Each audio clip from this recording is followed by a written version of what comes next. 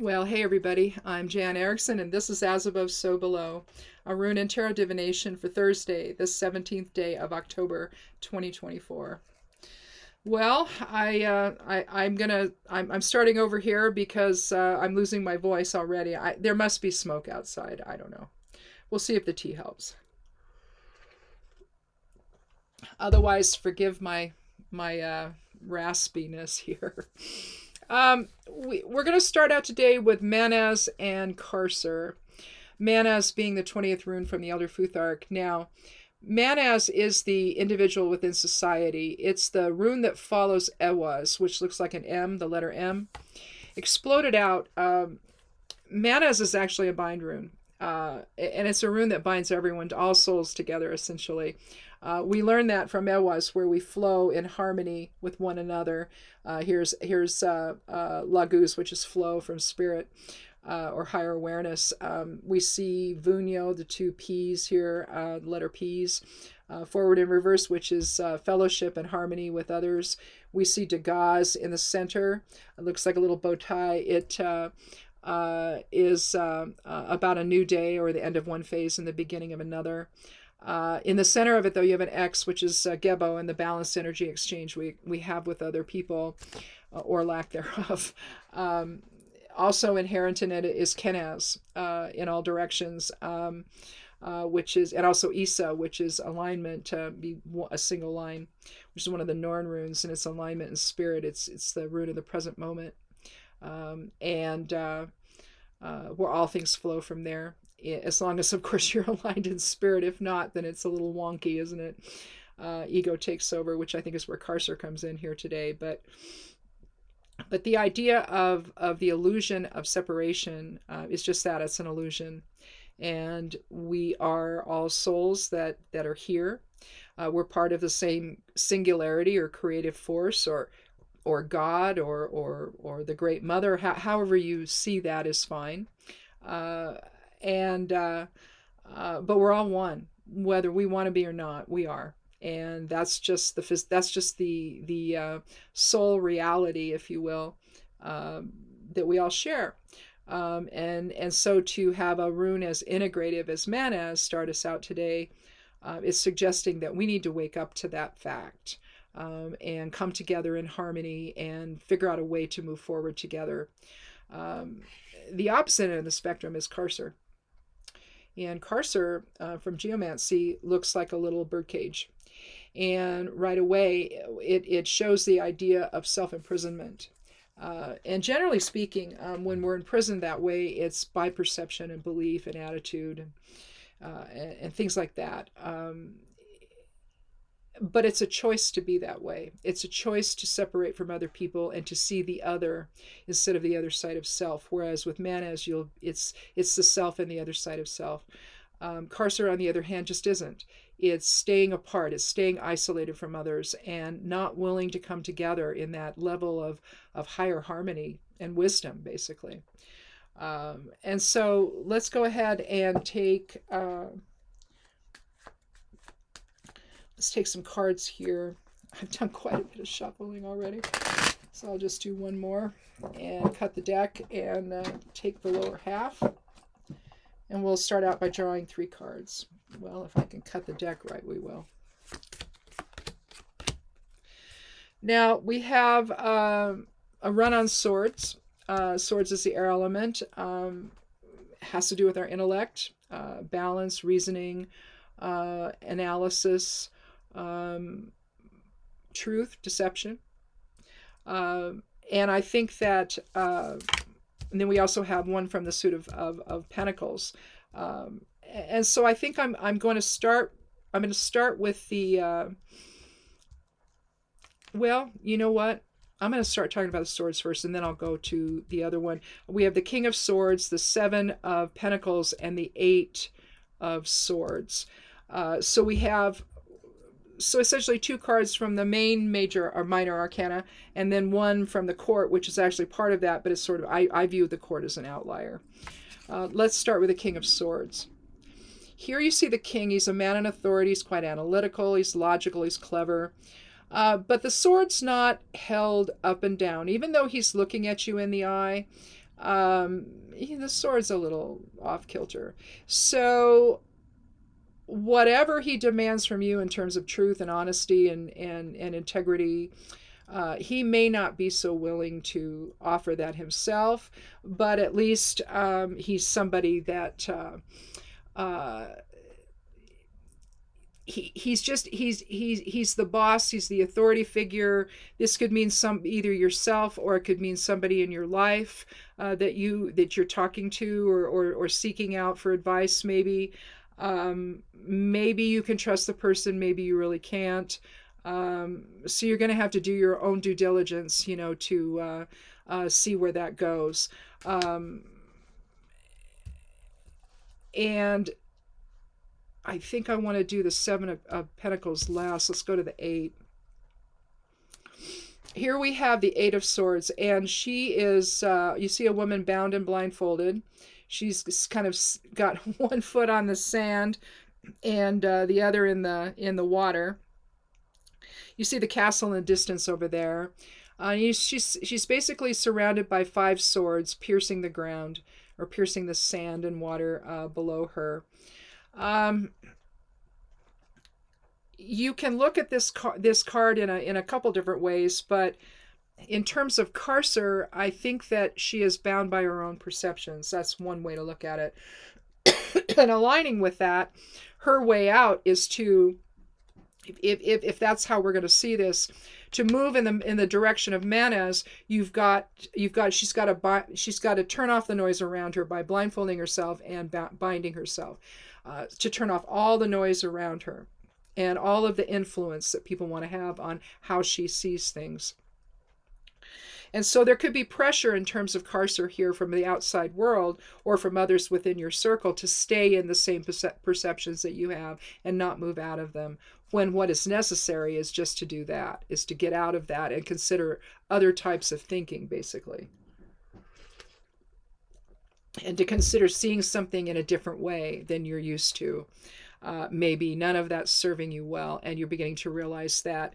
And so there's 2 ways to do this. And 8 is about strength and leadership, but this takes a lot of strength to turn off the noise around you, and to, if we want to look at it that way, and to go within and really look at things from a higher perspective, one that's not influenced by the noise around you.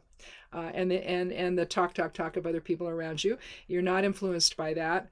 And so either she's wanting to get out of that, or she's making the realization, I need to not listen to this anymore and think for myself.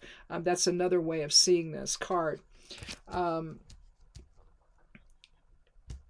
Let me, before we go any further though, and let's do the numerology real quick. We had 20 for Manaz, nothing for the King, 7 for the 7 of Pentacles, and 8 for the 8 of Swords. So you're looking at 60. Let me do that again. 20. I don't know about that. That's not right. I don't think I cleared this, or I did, and it didn't clear it. I don't know. I think you have to do it a couple of times. So 20, because that doesn't seem right. 7 plus 8. There we go. 35. 35 is 3 and 5 is 8.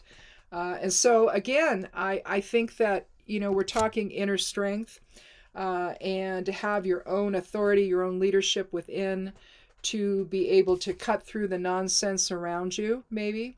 We can look at the King that way, to analyze things in a way that make you see things from a different perspective and a different angle, using that authority within to analyze, to be logical about things, to ask yourself, does this really make sense? And I think that that's what the 8 is she's asking herself here to do. To be a little more rational about, that's another part of Swords, is rationality, to be rational about how she sees her world around her, and to not be influenced by the perceptions of others that maybe aren't correct, that maybe are self-motivated. They have an agenda about them. There's a certain level of manipulation with swords that can happen, also with the water element. Well, yeah, I mean, realistically, with all of them, but from an intellectual standpoint, they may give you all these reasons for why they feel the way they do, and you should share those feelings well, and share those ideas and perceptions and those thoughts, these beliefs that you have.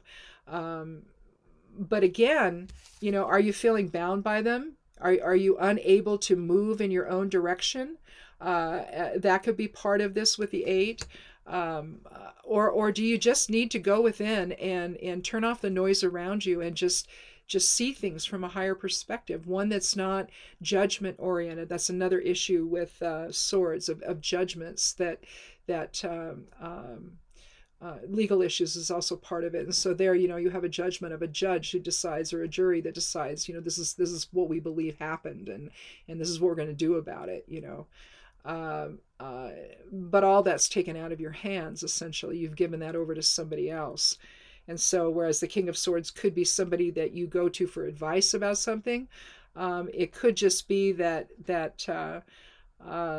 it's indicating that you need to analyze the things that you've been thinking about, and your beliefs and your perceptions, and are you imprisoning yourself into into a type of experience where you can't get out of it and integrate with other people. It's hard to, it's easy to feel defensive about the things you believe. You want to defend those beliefs. I mean, we're always told, stand up for your beliefs. Well, but what if you've gotten yourself into something where you don't have the facts, and you believe something that's based on a lie? Essentially, we see that happening in the election right now, where you have one person who seems to want everybody to be caught up in his own perception of things, perceptions that aren't, you can't validate any of them because they're not true. And so that's a real sense of Carcer on steroids, really.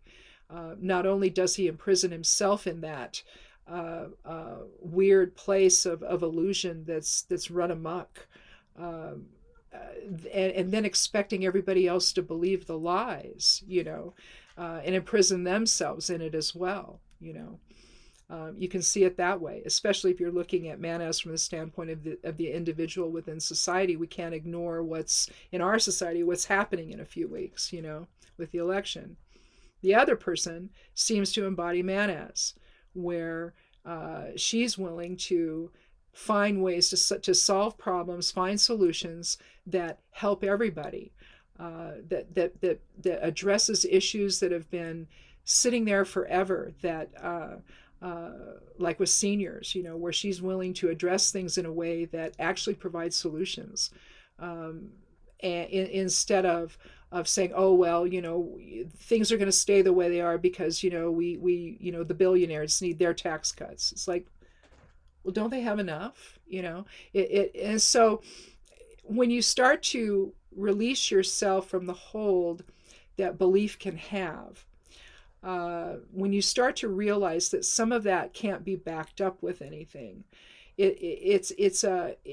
maybe you end up feeling like the woman here in the 8 of Swords, where she just has to go within and turn off the noise around her, so she doesn't see it, she doesn't hear it, she's not affected by it anymore, and comes to a different decision, maybe, and maybe not. Maybe she ends up back where she was, but if not, all too often when you start to do that, everything starts falling away. All this stuff you thought was real just falls away, and you realize that I've been thinking in a way that's really holding me back from participating in the world around me.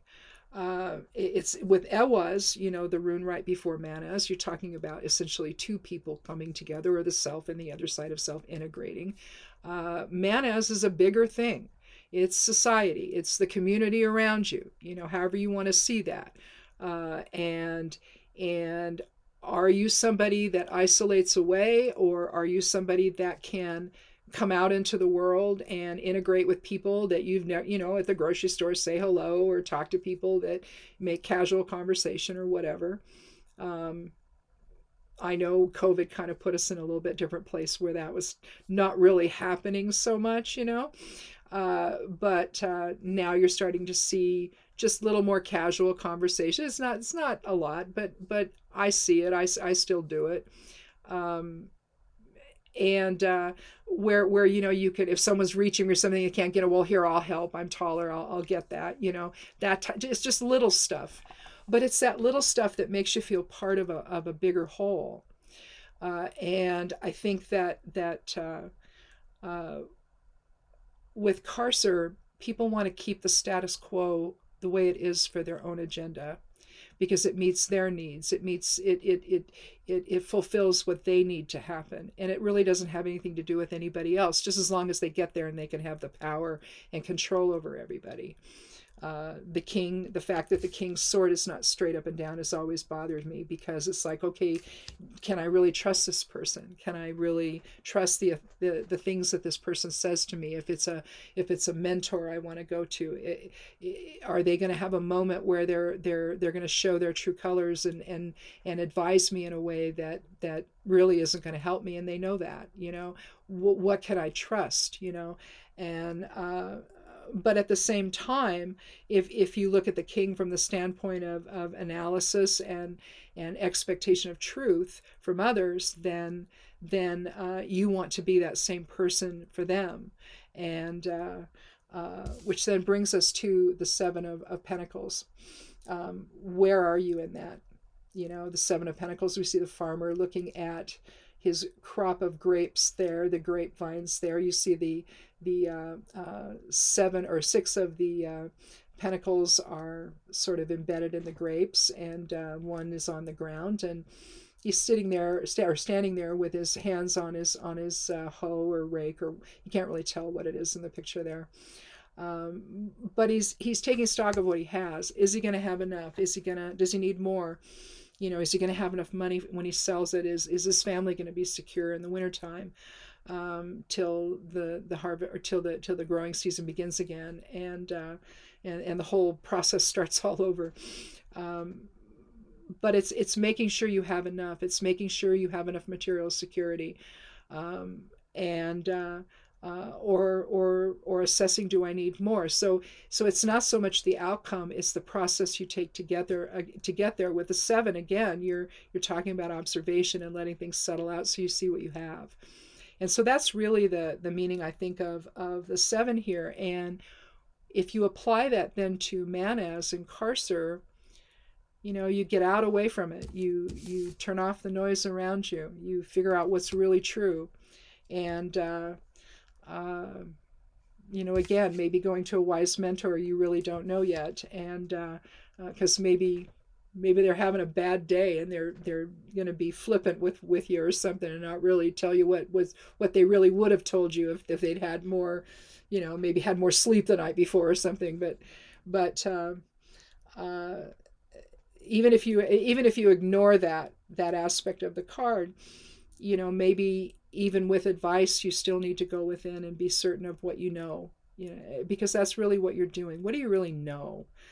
You can believe a lot of stuff, but maybe even you don't believe it anymore. It's like, well, there's something wrong with that, and I need to rethink this stuff. And getting away from it all, get from a higher perspective, taking stock with the seven card of what you have and what you need. I think you begin to realize what the real truth is of the situation, and are you going to stay imprisoned in the self-deception of things, or are you going to embrace a more integrated understanding of the world around you, where it's not about us versus them. It's about the collective aspect of self. Here, it's anything else is an illusion.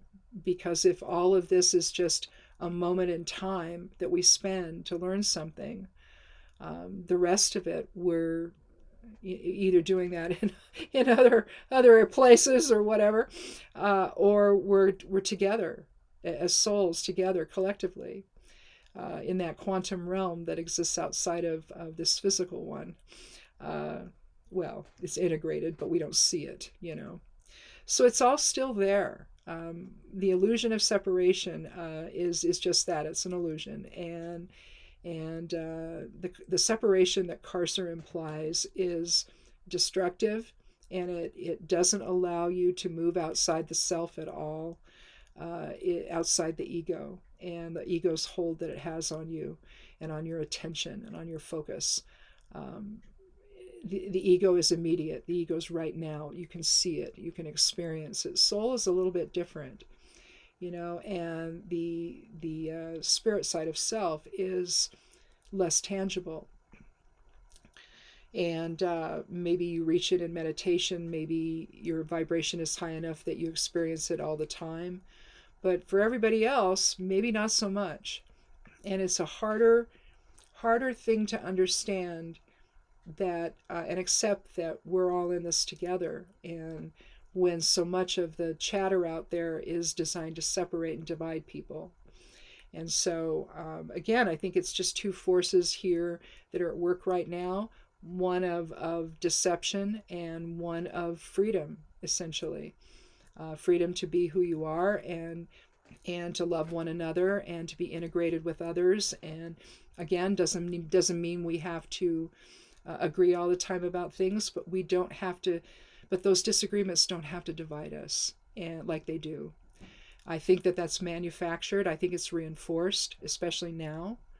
And I think that it's a choice that we don't need to be making. I think that we can open the cage on the little bird cage we're in and move outside of that into the rest of the world and come together in a way that we can solve the problems we have together to make the decisions that we need to make for a better future. And again, with the 8 numerology, overall numerology for the reading, that takes leadership. It takes a willingness to do that, to step away from the crowd, to step away from maybe the belief systems that you had acquired from childhood, or ones that you've acquired more recently. However that's happened for you, to be able to look at them objectively and rationally, and analyze to see, well, am I even believing something that's true? It's like when you have some people in this country that are very loud voices that are telling people not to listen to FEMA over in the hurricane hit areas. And some interesting things are happening as a result of that are not good. And when they're just there helping. But you've got others that are lying about that and getting people stirred up and making people afraid and unwilling to talk to these folks that are there to help them and are helping them. And so you're being influenced by people with their own agenda, and why they would have that agenda. I mean, what's wrong with them, really? Why would you do something like that to people that are having such a hardship right now and don't know, their houses are gone, and I mean everything's a mess, and they don't know where they're going. They don't know where they just don't know anything at this point. And without the help of the federal government, without the help of the states, there's nothing they can do. They have to have that help. And to suggest that something's nefarious is going on with that's just outrageous. It's unconscionable. And yet it's a clear example of the difference between a manas type of a situation, where we come together and try to help people that have experienced just a horrendous thing in their life, their whole lives being upended, and then having people with some stupid agenda that want to harm that process. That's the difference between manas and Carcer.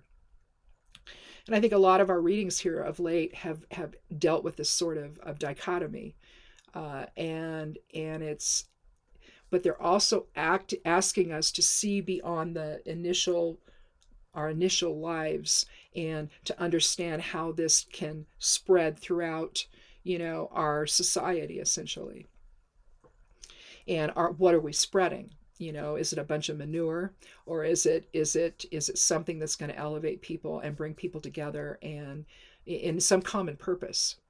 And so to me, that's what a lot of the readings have been, and I'm not surprised about that given where we are right now in our world and what's happening in it. whether it's here or in other countries that are having elections or issues with assertion of power that may not be for power's sake, essentially, that may not be for the people itself. You're seeing some of that as well in some of the wars and conflicts that are going on around. There's no regard for humanity for humanity's sake, whereas Manas talks about that. And it's all expressions of either the Rubius influence you see in the Geomancy, or which is a misuse of force, coupled with Carcer, trying to keep everybody imprisoned in this one perspective that furthers their agenda but does nothing for anybody else.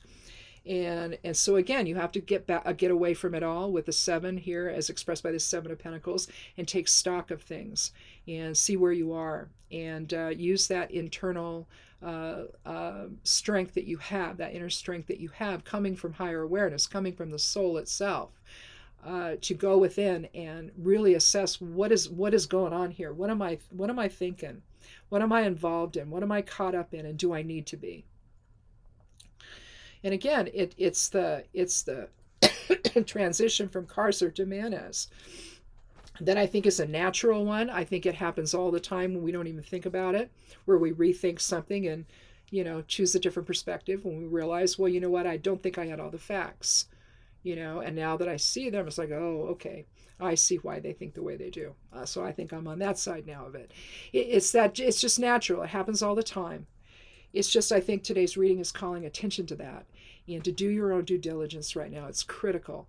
With the presence of Manas and Carcer, I think it's just critical that we do that now. Do our due diligence and see what the real truth is.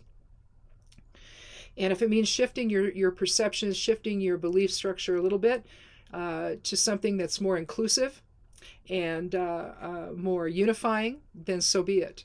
Because I think that's where we're flowing. I think that's where the energy is taking us right now. I don't think, you hear the expression, we're not going back. I don't think we can. I don't think it's that we're not going back. I don't think we can. I think that the tipping point has been reached, and I think we're in the other side of things now, where a decision has to be made of who are you going to be? And how are you going to think about things? And, what path are you going to be on? Because I think that we have 2 paths right now, and you have to make a decision between one or the other. And if the one that you're on is filled with illusion and personal agenda of other people that are simply wanting power and authority and control over what happens in the future, you have to be willing to think about the possibility that maybe that's not the best path to be on. And so, again, I think a lot of the readings have been this way for the last couple of months, but I think we're headed there and into making that final decision for ourselves. Which path do we want to be on? And again, if you want to look at it under the language of service to self and service to others, one is service to others and one is service to self. And it's up to each one of us to decide, take stock with the 7 to observe and do our due diligence and try to come up with a real understanding of what the stakes are and what path you need to be on. So this isn't, I don't think, as much a personal reading today, as much as it is more of a collective one. Personal in that we all have to make those decisions, but collective in that, where we end up is really going to define our future for each one of us. So anyhow, that's it. I did it. I did it. I didn't cough myself silly like I did in the last attempt. That was not good. So anyway, thanks for watching. And the forecast is changing on the format of it. The way I was doing it, there was some redundancy with it. But I did it for a reason. And now I just don't feel like I want to do it that way anymore. So there'll be a general outlook without going through each planet.